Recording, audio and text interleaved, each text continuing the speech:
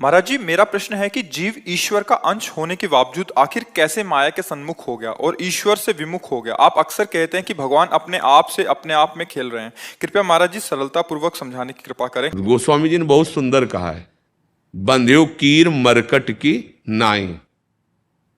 जीव का बंधन कैसा है?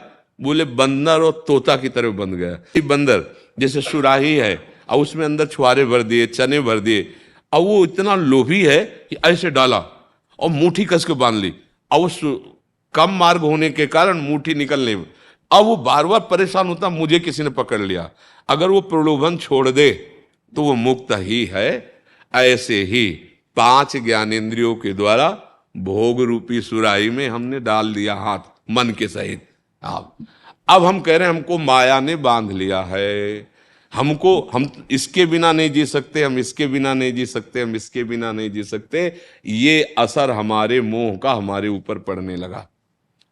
अब ये इतना सत्य भाषित हो रहा है कि सत्य भगवान बिल्कुल नहीं दिखाई दे रहे, और असत्य जो कुछ है वो सब दिखाई दे रहा है, और जितना असत्य है वो सब सत्य लग रहा है। सैकड़ों हजारों लाखों घड़े रख देने पर जैसे चंद्रमा का प्रतिबिंब या सूर्य का प्रतिबिंब लाखों पड़ सकते हैं, पर सूर्य चंद्र लाखों नहीं हो सकते। ऐसे ये घड़े हैं शरीर, 5 भौतिक घड़े हैं, इनमें एक ही गोविंद, एक ही परमात्मा वो भास रहा है। एक ही है, हजार नहीं है। पर चमत्कार ये है उसका कि वो हजारों लाखों असंख्यों रूपों में होते हुए भी, असंख्यों स्वभाव, असंख्यों वर्ताव करते हुए भी वो एक। और ये बात हमारी समझ में नहीं है कि जो वो एक है वही यहां भी है। हम अपने को पहले जाने, अपने को समझे, अपने को हम भूल गए। नाम कोई जीव है, नाम कोई स्त्री है, नाम कोई पुरुष है, हम भगवान के भगवत स्वरूप हैं। इस बात को भूल करके संसार में ऐसे बहते चले जा रहे हैं। तो आप कृपा करके समझ लो, ना कोई फंसा है और ना किसी को मुक्त होना है। ये बात समझ में नहीं आएगी।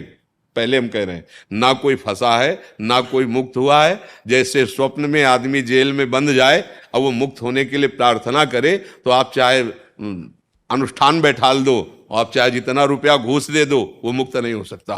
कब तक? जब तक जगा नहीं दोगे। समझ रहे?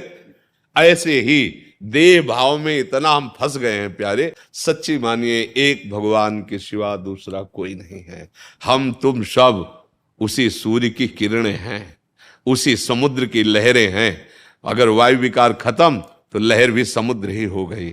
और ये तब तक खत्म नहीं होगा जब तक निरंतर भजन नहीं करोगे।